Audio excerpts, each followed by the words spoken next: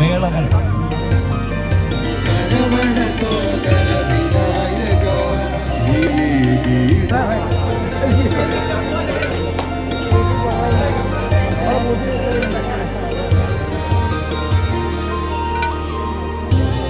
അതും സാംസ്കാരിക പൈതൃകത്തിൻ്റെ ഏറ്റവും സമ്പന്നമായ ഈ പ്രദേശം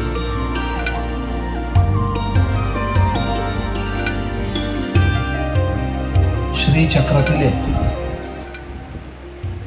ആന്തരികമായ ത്രികോണങ്ങളുടെ മധ്യത്തിലൂടെ എത്രയോ വലിയ സംഗമങ്ങൾ നടന്നു. തീർച്ചയായിട്ടും അവധൂത മഹാത്മാക്കളും വിജ്ഞാനികളായ മഹാപുരുഷന്മാരും ഭക്തോത്തമന്മാരും യോഗി ശ്രേഷ്ഠന്മാരും ഇതര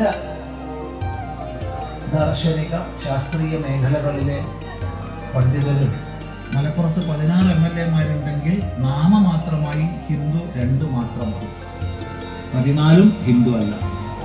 അപ്പം എങ്ങനെയാ മലപ്പുറം ജില്ലയിലെ ക്ഷേത്രങ്ങളുടെ ഭരണത്തിൽ ജനപ്രാതിനിധ്യമുള്ളത്?